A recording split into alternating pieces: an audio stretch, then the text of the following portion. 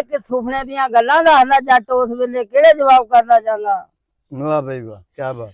की खाब सुनावा वै राती नालक मैं दो बनिया मैनू मारन लगियां सी रल के पूतां बन जे जानियां। वाह वाह। जद देखिया मौलवी नू ओ तां फिरे मदीने फिरदा जद देखिया बामण नू ओ तां विच गंगा दे तरदा मैनू कोटू दे लिया सी उन्हां ने बहां मेरियां तणियां की खाब सुनावा मैं मेरे नालक मैं दो बनिया मैनू। लो जी हुण साडा रागी जिहड़ा आ शुगली ना की दस्सिया सी बशीर अहमद बशीर अहमद रागी ए जिहड़ा सीगा ਵੱਡਾ ਰਾਗੀ ਉਹਦਾ ਕੀ ਨਾਂ ਸ਼ਰੀਫ ਸਦੀਕ ਸ਼ਰੀਫ ਰਾਗੀ ਦਾ ਸ਼ਾਗਿਰਦ ਆ। ਹੁਣ ਇਹ ਇੱਕ ਜੱਟ ਦੀ ਕਹਾਣੀ ਦੱਸਣ ਲੱਗੇ ਆ ਉਹ ਸੁਣਾਉਣ ਲੱਗੇ ਆ ਆਪਣੇ ਲਫ਼ਜ਼ਾਂ ਦੇ ਵਿੱਚ ਸ਼ੇਰਾਂ ਦੇ ਵਿੱਚ। ਭਲਾ ਬਈ ਸ਼ਰੀਫ ਰਾਗੀ ਤੁੰਬੇ ਵਾਲਾ ਕੀ ਕਹਿੰਦਾ ਆ। ਲਓ ਜੀ ਇੱਕ ਮੌਲਵੀ ਨੇ ਈਦ ਪੜਾਈ ਈਦ ਪੜਾ ਕੇ ਉਹ ਘਰ ਆ ਗਿਆ ਕਹਿੰਦਾ ਆਪਣੀ ਔਰਤ ਨੂੰ ਕਹਿੰਦਾ ਵੀ ਹੁਣ ਦਿਹਾੜੀ ਤਾਂ ਮਿਲੀ ਕੋਈ ਨਹੀਂ ਹੁਣ ਕੋ ਕਾਰੋਬਾਰ ਛੇੜ ਲਈਏ। ਹੁਣ ਮੌਲਵੀ ਨੇ ਘਰੋਂ ਗੇੜਾ ਗੂੜਾ ਜਿਹਾ ਦਿੱਤਾ ਹੁਣ ਬਾਹਰ ਆ ਕੇ ਖੜ ਗਿਆ। ਜਿਸ ਵੇਲੇ ਅੱਗੇ ਖੜਾ ਤੇ ਅੱਗੇ ਬਾਹਮਣ ਖੜਾ ਕਹਿੰਦਾ ਮੌਲਵੀ ਸਾਹਿਬ ਕਿੱਧਰ ਨੂੰ ਚੱਲੇ ਕਹਿੰਦਾ ਯਾਰ ਕੋਈ ਛੋਟਾ ਮੋਟਾ ਕਾਰੋਬਾਰ ਛੇੜ ਲਈਏ ਈਦ ਦੇ ਤਾਂ ਪੈਸੇ ਥੋੜੇ ਹੋਇਆ। ਉਹਨੇ ਕਿਹਾ ਮੌਲਵੀ ਜੀ ਮੈਨੂੰ ਵੀ ਲੈ ਚਲੋ। ਬਾਹਮਣ ਕਹਿੰਦਾ ਮੈਂ ਵੀ ਵਿਹਲਾ ਹੀ ਆ। ਜਦ ਦੋ ਕੁ ਕਲਮਾਂ ਤੁਰਿਆ ਤੇ ਅੱਗੇ ਇੱਕ ਜੱਟ ਖੜਾ ਧੱਕੜ ਜਾ ਕਹਿੰਦਾ ਮੌਲਵੀ ਜੀ ਕਿੱਧਰ ਨੂੰ ਚੱਲੇ। ਉਹ ਕਹਿੰਦਾ ਯਾਰ ਕੋਈ ਕਾਰੋਬਾਰ ਛੇੜ ਲਈਏ। ਕਹਿੰਦਾ ਮੌਲਵੀ ਜੀ ਵਿਹਲਾ ਮੈਨੂੰ ਵੀ ਲੈ ਚਲੋ। ਉਹਨਾਂ ਨੇ ਦੋਹਾਂ ਨੇ ਸੋਚਿਆ ਵੀ ਜੱਟ ਧੱਕੜ ਜਿਹਾ ਬੰਦਾ ਜਿਹੜੇ ਜਿੰਸ ਚ ਕਾਵਾਂ ਦੇ ਆਪੇ ਚੱਕੀ ਫਿਰੂ ਜਾ ਬੜੇ ਪਿੰਡਾਂ ਦੇ ਵਿੱਚ ਕਿਤੇ ਮੱਕੀ ਖਰੀਦ ਕਿਤੇ ਰੂੰ ਖਰੀਦ ਕਿਤੇ ਪਕਾ ਖਰੀਦ ਕਿਤੇ ਚੌਲ ਖਰੀਦ ਕਿਤੇ ਕਣਕ ਖਰੀਦ ਫਿਰਦਿਆਂ ਤੋਰਦਿਆਂ ਨੇ ਉਹਨਾਂ ਨੂੰ ਦਿਨ ਛਿਪ ਗਿਆ। ਇੱਕ ਜ਼ਿਮੀਦਾਰ ਕੋਲੋਂ ਵਿਹਲਾ ਜਿਹਾ ਮਕਾਨ ਲੱਭ ਕੇ ਹੁਣ ਉੱਥੇ ਬਹਿ ਗਏ। ਹੁਣ ਖਾਣੇ ਪੀਣ ਦੀਆਂ ਹੁਣ ਸਲਾਹਾਂ ਕਰਦੇ ਆ ਵੀ ਕੀ ਪਕਾਈਏ। ਸਾਰੇ ਆਪੋ ਆਪਣੀਆਂ ਬੂਟੀਆਂ ਬੋਲੀ ਗਏ। ਜਿਸ ਵੇਲੇ ਜੱਟ ਦੀ ਵਾਰੀ ਆਈ ਉਹ ਕਹਿੰਦਾ ਮੌਲਵੀ ਜੀ ਐਵੇਂ ਰੌਲਾ ਪਾਈ ਜਾਂਦੇ ਆ ਰਾਤ ਅੱਧ ਤੋਂ ਗਾਹਾਂ ਟੱਪ ਗਈ। 2-4 ਕਿਲੋ ਚੌਲ ਲਿਆਓ 2-4 ਕਿਲੋ ਦੁੱਧ ਲਿਆਓ ਵਿੱਚ ਖੋਏ ਵਾਲੀ ਖੀਰ ਪਕਾਉਣੀ ਸ਼ੁਰੂ ਕਰ ਦੋ। ਸਵੇਰ ਨੂੰ ਉਠਾਂ ਦੇ ਖੀਰ ਖਾਵਾਂਗੇ ਮੂੰਹ ਹੱਥ ਧੋਵਾਂਗੇ ਕਾਰੋਬਾਰ ਚੱਲੇ ਚਲਾਉਂਦੇ। ਉਹ ਜੱਟ ਨੂੰ ਕਹਿਣ ਲੱਗੇ ਜੱਟਾ ਤੇਰੀ ਗੱਲ ਤਾਂ ਠੀਕ ਆ। ਮੌਲਵੀ ਤੇ ਬਾਹਮਣ ਹੁਣ ਗੱਲਾਂ ਕਰਦੇ ਆ। ਜੱਟ ਜਾਗਦਾ ਹੀ ਸੌਂ ਗਿਆ। ਬਾਹਮਣ ਕਹਿੰਦਾ ਮੌਲਵੀ ਜੀ ਜੱਟ ਸੌਂ ਗਿਆ। ਉਹ ਕਹਿੰਦਾ ਇਹਨਾਂ ਲੋਕਾਂ ਦੀ ਤਾਂ ਨੀਂਦ ਇਦਾਂ ਦੀ ਆ ਤਾਂ ਬਾਣਾ ਚ ਸੌਂ ਜਾਂਦੇ ਆ। ਅੱਖ ਚਰਾ ਕੇ ਜੱਟ ਵੀ ਦੇਖਦਾ ਸੀ ਵੀ ਇੱਕ ਵਾਰੀ ਮੂਧੇ ਤਾਂ ਹੋਵੋ। ਜਿਸ ਵੇਲੇ ਮੌਲਵੀ ਤੇ ਬਾਹਮਣ ਸੁੱਤੇ ਜੱਟ ਨੇ ਚੱਕ ਲਿਆ ਪਤੀਲਾ ਗੋਡਿਆਂ ਤੇ ਰੱਖ ਕੇ ਖਾ ਗਿਆ ਖੀਰ ਸਾਰੀ। ਪੀਪਿਆਂ ਦੇ ਡੋਲ ਮਾਂਜ ਕੇ ਮੌਲਵੀ ਦੇ ਸਰਾਣੇ ਰੱਖਤਾ।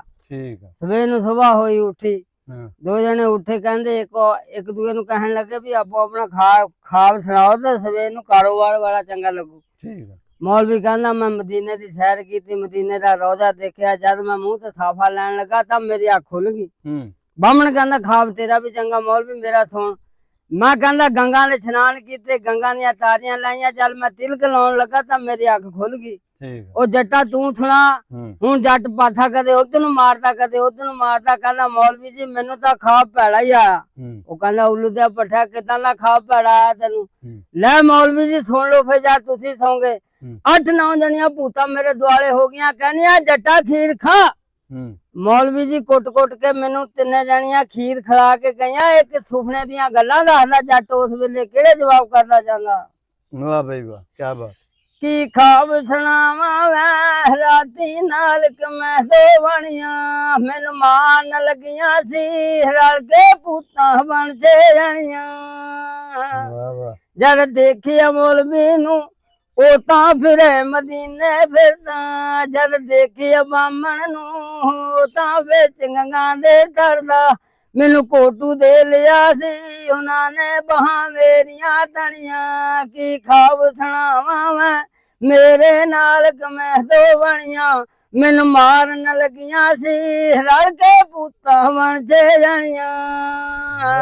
ਉਹ ਸ਼ਕਲ ਮਨਾਉਣੀ ਨੇ ਮੇਰਾ ਖੂਨ ਜਿਗਰ ਦਾ ਪੀਤਾ ਮੈਂ ਡਰਦਾ ਮੌਲਵੀ ਜੀ ਮੇਰੇ ਖੀਰ ਅੰਦਰ ਨਾ ਜਾਵੇ। ਇੱਕ ਭੂਤ ਪੁਰਾਣੀ ਸੀ ਮੇਰੇ ਭਰ ਮੂੰਹ ਵਿੱਚ ਚਮਚੇ ਪਾਵੇ ਉੱਤ ਤਪਲ ਖੜਕਦਾ ਸੀ ਮੇਰੇ ਨਾਲ ਪਾਨੀਆਂ ਤਣੀਆਂ ਚੜ ਗਈਆਂ ਸਮਾਨਾਂ ਨੂੰ ਮੌਲਵੀ ਖੀਰ ਖਲਾ ਕੇ ਗਈਆਂ ਕੀ ਖਾਬ ਸੁਣਾਵਾਂ ਮੈਂ ਮੇਰੇ ਨਾਲ ਕਿਵੇਂ ਦੋ ਬਣੀਆਂ ਮੈਨੂੰ ਮਾਰਨ ਲੱਗੀਆਂ ਸੀ ਰਹਿ ਕੇ ਬੂਤਾ ਬਣ ਛੇ ਜਣੀਆਂ ਆਉਣ ਨੇਰੀਆਂ ਜਾਣ ਨੇਰੀਆਂ ਅੱਜ ਚਲਾਨਾ ਵਿੱਚ ਗੱਲਾਂ ਅੱਜ ਹੋਣ ਤੇਰੀਆਂ ਚੱਲੀ ਰੇਲ ਨੀ ਸੋਹਣੇ ਰੱਬ ਨੇ ਕਿਰਾਇਆ ਇੱਥੇ ਤੁਹਾਡਾ ਵੇਲ ਨੀ ਆਉਣ ਨੇਰੀਆਂ ਜੀ ਜਾਣ ਨੇਰੀਆਂ ਸਾਰੇ ਪਿੰਡ ਚ ਵਿਚਾਲੇ ਗੱਲਾਂ ਹੋਣ ਤੇਰੀਆਂ ਗੰਨਾ ਸੁੱਕੀਆ ਜੀ ਗੰਨਾ ਸੁੱਕੀਆ ਪੈਰੀ ਪਾਲੋ ਅੱਜ ਜੁੱਤੀਆਂ ਜੀ ਰਾਗ ਮੁੱਕੀਆਂ ਲਿਆਵੀਂ ਤਰਵੇ ਬੀਬਾ ਪਿਛਲੀ ਗਲੀ ਦੇ ਵਿੱਚ ਮੇਰਾ ਘਰ ਵੀ ਆਉਣ ਨੇਰੀਆਂ ਜੀ ਜਾਣ ਨੇਰੀਆਂ ਅੱਜ ਚਲਾਨਾ ਵਿੱਚ ਗੱਲਾਂ ਅੱਜ ਹੋਣ ਤੇਰੀਆਂ